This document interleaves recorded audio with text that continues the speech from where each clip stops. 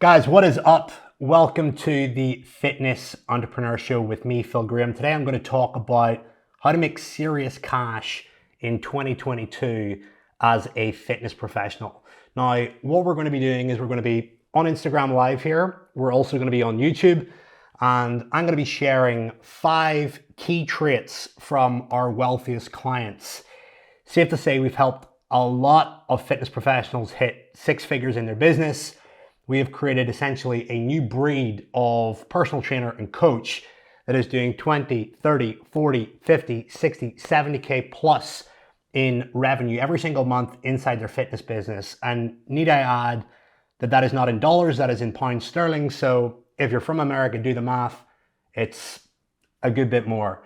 So I want to share some of the biggest traits. If you've got a pen or paper, or you've got your Notability on your iPhone or iPad, get ready to take some notes because we're going to be going through some really valuable content here. Now, first things first, before I get into this, we ran a competition last time whenever we started sharing this content. If you take a screenshot of something that I'm talking about, you save it in your photo album and you share it to your Instagram stories later on in the day, or at any time you're listening to the podcast replay or the YouTube replay, and you screenshot it and you tag me in it, we are picking 3 people every single time that we do an episode to send out mission-ready journals. So you have to share your biggest takeaway, you have to tag me, and you have to post it on stories. We did that in the last episode, which was last week, and we're also going to do it today as well. So if you are watching the replay, please make sure that you do that, or you're listening to it, take a little shot at it, share it. It helps more people know what we're doing and get our word out. So let's get stuck in. Let's look at the first trait. The first trait is really simple, but very powerful. Get results faster than anyone else in your market serving the same audience as you. How do you do that? Well, you've got to audit your program regularly. And when it comes to auditing your program regularly, you want to be able to speak to current clients and also past clients, people that have been through the process, that have got some form of result, and that you can actually interview them and get clear on what worked well, what didn't work well, and how could we make the program or the service better in a way to help you achieve better results.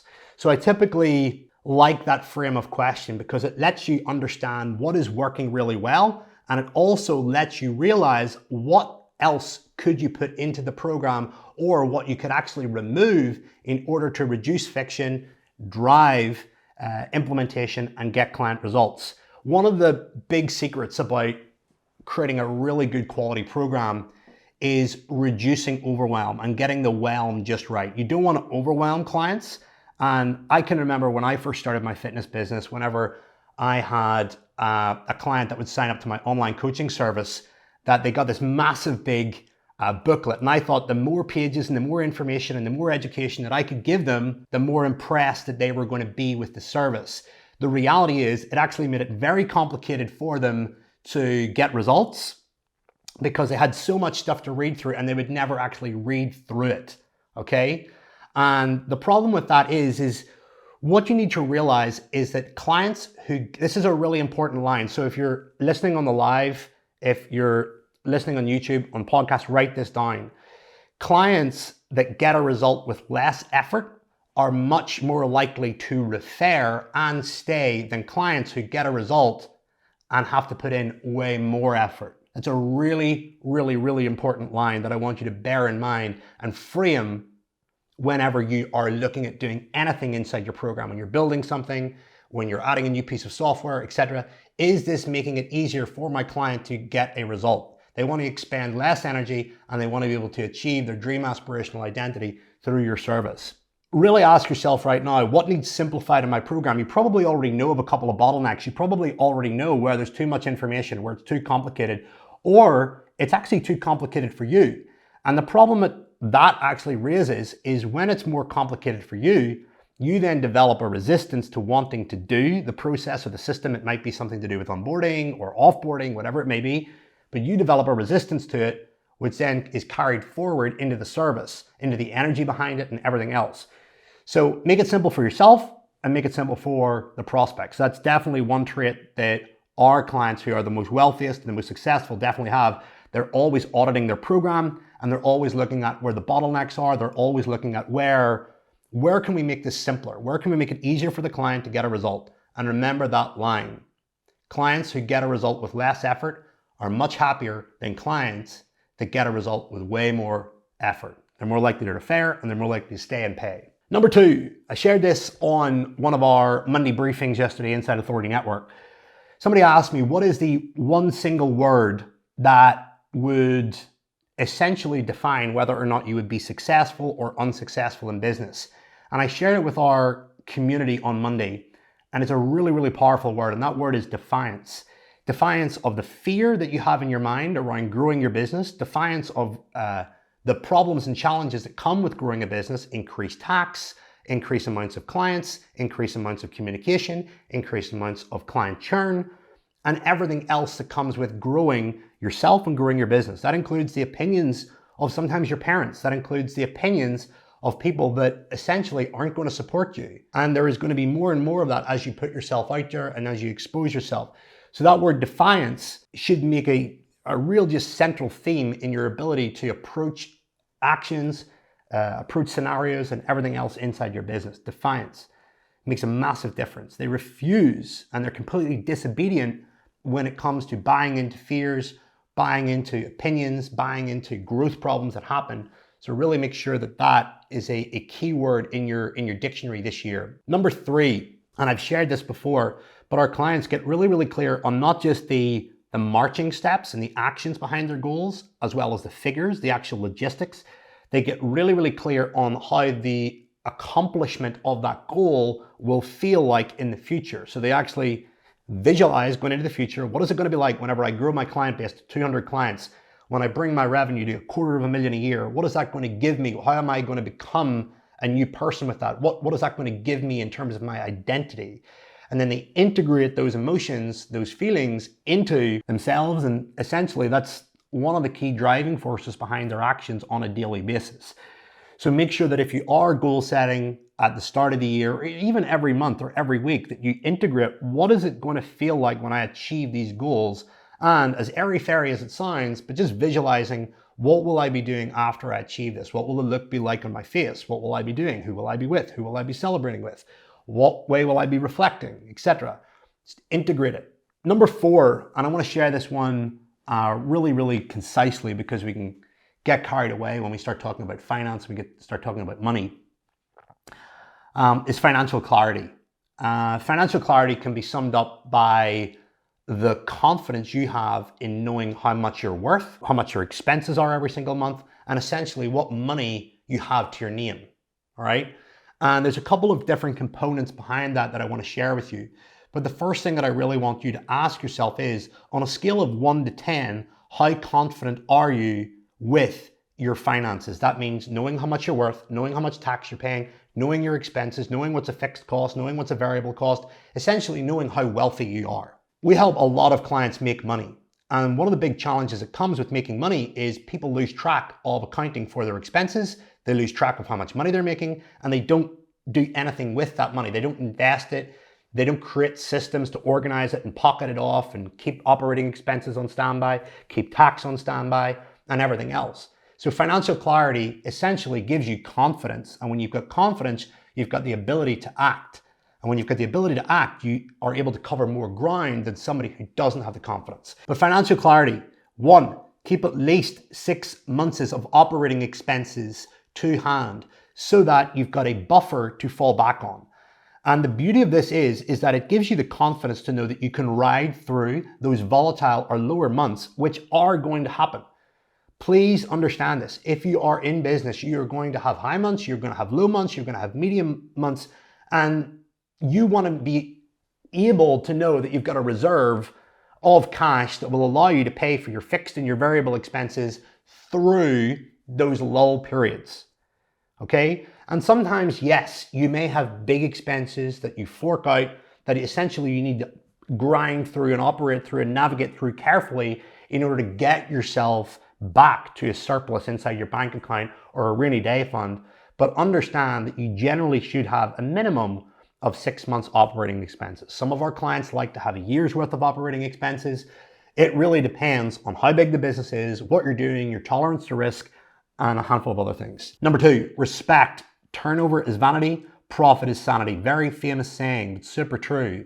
You can be turning over a lot of money, but your margins can be very small. And as a result, that can create false confidence. When you look at the turnover figure, you tend to want to brag about it, talk about it.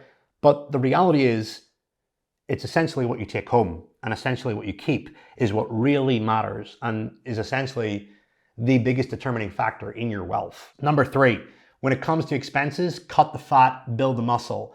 You want to have expenses in your business that are driving the business forward. Make every pound your slave. Is a pound, dollar, euro, whatever currency you're listening in, but is this pound that I'm spending in my business creating 2 pounds, 3 pounds, 4 pounds? Is it giving me skills? Is it giving me access? Is it giving me speed? Is it giving me opportunities? Is it giving me processes? What exactly is that money that I'm spending in my business doing for me? You want to cut the fat and you want to build the muscle. Fat expenses are things that don't do anything. They're liabilities, they're costing you money, and they're not bringing a return.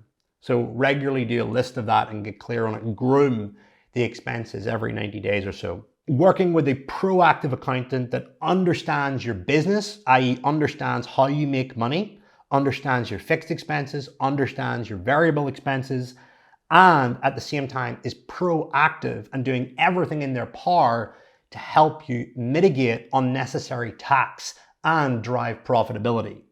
That's one of the main reasons why we partnered with Fitness Industry Wealth and Finance. If you're listening back on the live or if you're listening on the podcast, Fitness Industry Wealth and Finance have come inside Authority Network and they are helping our clients drive their profitability, drive their accountability, and most importantly, drive their confidence around their finances, helping them extract as much money as possible tax efficiently to pay themselves, to put into investments around pensions, and essentially create long-term wealth. And as you know, the saying goes, it's about what you keep, not necessarily about what you make as well. Knowing when to pay your tax bills and also as well having money set aside to pay for them as part of your operating expenses.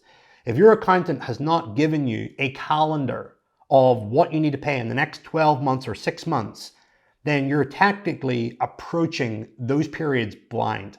And the worst thing in the world as a fitness professional is whenever you actually come to those periods and you're hit with the shock of paying that out. That is a massive detriment to your confidence. It will derail your profitability, it will derail your turnover, and it will distort your actions. So it's really important that you're aware of those dates in the future so that you can predict what I need to keep aside, etc., etc. All right? And 5, last but not least, you need to regularly audit yourself on a daily basis. You need to assess where your deficiencies are in your skill set, in your belief system, in your team, and everything else around your business. And realistically, there's a couple of things that I want to share about this when it comes to assessing yourself. Number 1, you should have the courage to hire people for areas that you are weak at, or areas that you hate, or areas that you cannot sustain. Having the courage to let go of control, bring people in and teach them what they need to do and why it's important. Number 2, pay to acquire new skills. If you're looking to go to the next level in your business, you cannot go to that next level if you do not have the skills required to go to that next level. So you have to pay to play. You have to pay people, you have to pay mentors, you have to buy books, you have to do courses, and you have to do some form of self-study around the deficiencies or the areas that essentially you are deficient in. And when you're able to train those areas up and you start taking action on those new skills, that is what is essentially going to build your identity and your belief process to allow you to grow into a better entrepreneur. You become a better and a wiser entrepreneur because you've acquired skills, you've taken the action out on them, and you've had the courage to take the action, especially when you're stepping into the unknown and when you're scared, is essentially what is going to build you, and you are the person that builds the business. Take action, review, tweak those actions if necessary, and then repeat. That is essentially the ethos that you need to have behind growing your business and also growing yourself as an entrepreneur. Wisdom is simply the reflection upon your actions that you've taken and knowing what worked, what didn't work, and what you would do differently the next time. So you can advise from this almost three-dimensional paradigm where you're actually looking at stuff where I've actually lived through this and I actually know the lay of the land. I know what to do differently. I know where the gaps are. I know where the holes are. I know where the risks are. And I can approach moving forward with absolute certainty around what I need to do better next time. So those are 5 traits that our wealthiest clients show. There's plenty more, and I'm going to be sharing loads throughout the rest of the year. If you're watching on the live and you enjoyed this, just type in your biggest takeaway or type in some hearts. And just a reminder that we're giving away free mission ready journals to 3 people on this episode. If you screenshot the live, screenshot the podcast, screenshot the YouTube, and share your biggest takeaway, put it on your story and tag me. We're going to be picking 3 people at random. Hope that was useful. Thank you so much for listening. If you're on the live, hope that was good. Just checking in here to see who's here. Wisdom is the action you take on the reflection of what has previously happened. Love that. Just type in your biggest takeaway. We are in the office here shooting up live.